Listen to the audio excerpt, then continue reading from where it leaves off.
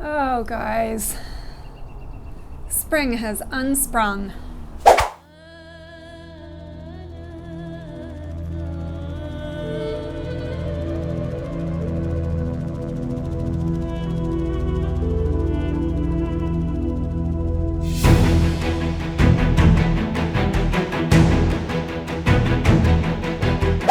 Hey everyone, it's Jo, and I'm the Kosher Ninja. We've been chatting about my adventure last year hiking on the Shvil Israel, or Israel National Trail. If you're new here, welcome, and while you're here, I hope you'll check out my videos from the Shvil, and don't forget to subscribe and ring the notification bell so you'll be notified when I post new videos. Right now though, we're going to talk about unexpected changes on the Shvil and how a flexible plan will help you to adjust to those changes. Yeah, speaking of changes, last week we had like 16 degrees and the sun was shining and it was warm and wonderful and spring was here. Now, not so much. I'm back in my puffy jacket. It's freezing out here. It snowed yesterday. It snowed. Can you believe that? It's May. It's not even like the 1st of May. This definitely qualifies as the middle of May. And it snowed. Talk about unexpected changes. When I tackled the Shvil last year, there were a lot of unexpected changes to my plan. Mostly from me coming face to face with my own limitations and the reality of the Shvil. But today we're not talking about that. We're talking actually about changes to the Shvil itself, and changes that aren't really changes, but I would call them system failures that force you to kind of change and adapt your plan accordingly. There were definitely changes to the Shvil itself while I was there. Some were relatively minor, but some were pretty significant. So let's take a look at this. First of all, changes are constantly being made to reroute the Shvil temporarily or permanently around construction zones or other obstacles. And sometimes, for example, a flash flood can knock out a section of the Shvil, and rerouting is necessary for that. These kinds of changes are normal and to be expected, but obviously the Red Book just can't be reprinted for every single change. But there's a solution. There's an online forum for INT hikers, and I'll put the information down below, which is moderated by the Red Book authors, and you can go there and find answers to all kinds of questions about the Shvil from the authors and from other INT hikers. And one section of the forum includes all the changes and updates to the Shvil, including all the updated maps. So before you hit the Shvil, make sure you go and get all your updates. Beyond these, what I'll call nuisance changes, however, more significant changes are common. The Shvil was officially opened in 1995, making it relatively young among the major trails. As a result, the Shvil is constantly being improved and tweaked. Sometimes changes become necessary due to zoning or planning bylaw changes and things. Sometimes just a more desirable route becomes available. And the Shvil is also not immune from the political realities in Israel. During my time on the Shvil, there were two fairly significant changes that affected my plans. The first major change that I ran into was near Jerusalem. So in the past, the Shvil didn't actually enter the city limits of Jerusalem. If you were hiking the Shvil and wanted to say that you had been to Jerusalem, you had to actually get off the Shvil, take the Shvil Yerushalayim, or Jerusalem Trail, into the city. Recently, however, the Shvil has been rerouted, so it actually goes through the city limits now. So now if you hike the Shvil, you can actually say that you've been to Jerusalem. Of course, that doesn't mean that you've actually seen the sights or the old city. For that, you still have to take the Jerusalem Trail into the Old City and to see the sights. I highly recommend it. It's a great spot about halfway through the Shvil to take a couple of 0 days and check out the sights. On the other hand, you might want to take a week, but if you do that, you just might want to wait until you've done the Shvil. This change caused me quite a bit of consternation because I was actually trying to get into Jerusalem to meet up with my friends to check out the sites for their benefit and your benefit, and I was just having trouble because I couldn't reconcile what I was seeing on the app and in the Red Book and in the maps and the Jerusalem Trail maps. None of it jived or fit together. And there may have been an update on the forum, I don't know, but I didn't have it. So in the end, I read somewhere that the Jerusalem Trail and the Shvil actually overlap for a couple of 100 meters. So finally, after spending hours and hours trying to figure it out, I just basically had to trust that instead of me having to look for the JT markers would come to me. And this worked as a strategy for me, but it did mean that even still, once I actually got on the Jerusalem Trail, I was still a little bit disoriented in trying to figure out where I needed to go. Now for the big one. While I was about halfway through planning my Shvil, I started hearing rumors that the Shvil was going to be rerouted to the Dead Sea. What? A hiking trail that's supposed to let you experience the highlights of Israel, and it doesn't go to Jerusalem or the Dead Sea? Apart from making the Shvil start at Mount Hermon, which it doesn't, this would have been the one major change I could have asked for. My original plan was based on the Red Book itinerary with very little wiggle room. Yes, do as I say, don't do as I do, but at least you can be reassured that everything I'm telling you I've learned from experience. So the Dead Sea section adds 2 days to the Shvil. In actual fact, it's a 4-day section, but it replaces a pre-existing 2-day section for a net addition of 2 days. So those 2 days of extra wiggle room that I had in my plan, bam, gone. And the Dead Sea section is actually also a very difficult section. So I really had to think long and hard about whether I was going to change my plans to incorporate the Dead Sea, even though I really wanted to. In the end, how could I not? Like, seriously?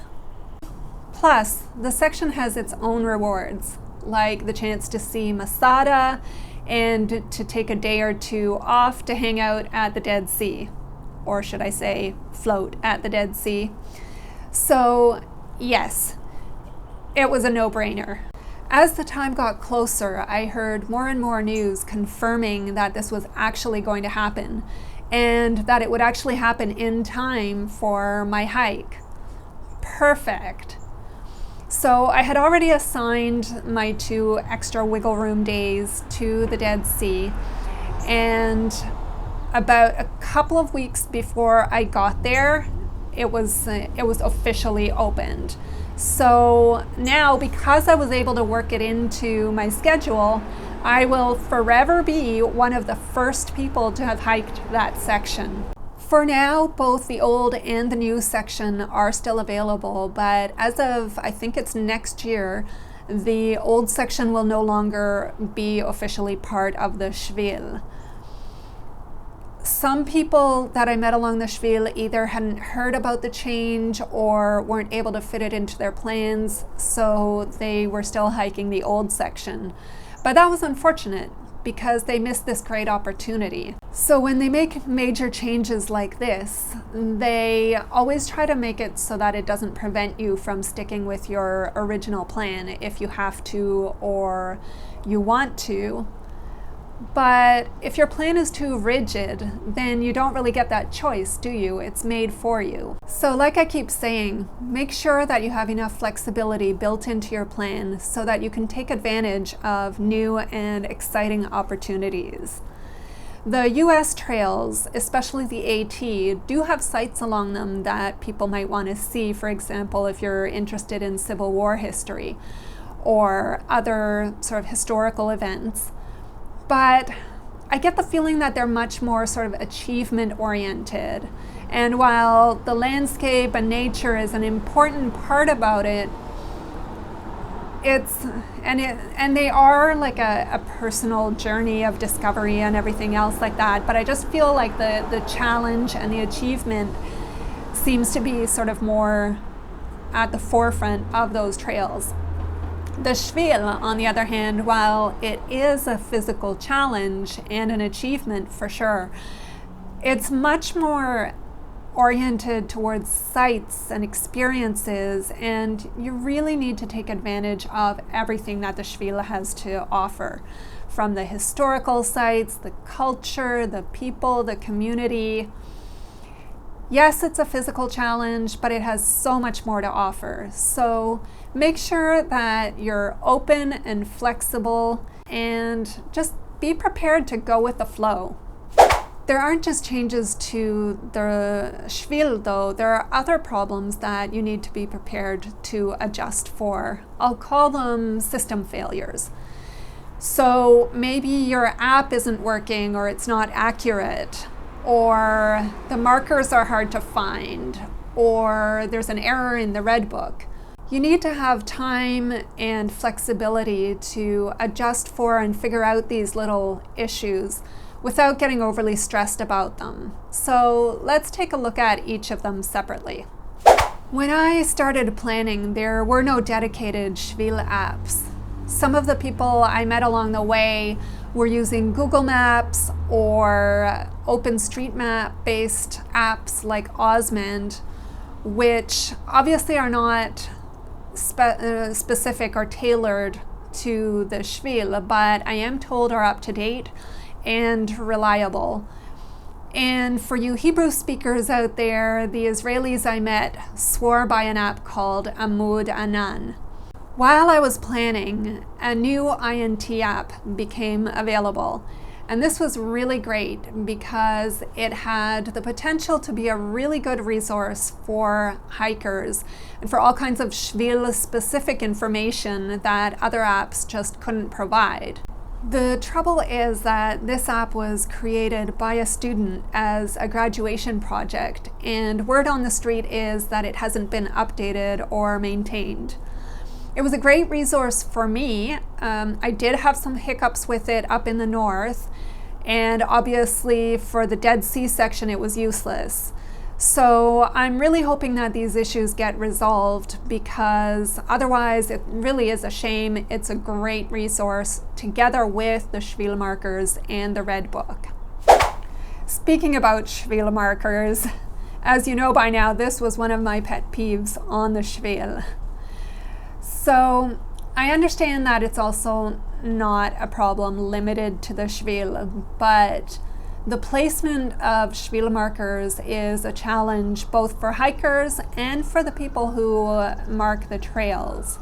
Sometimes it's just hard, especially in the desert, to find a place to put a marker, or maybe you put it somewhere and it moves or the grass grows and then you can't see it anymore.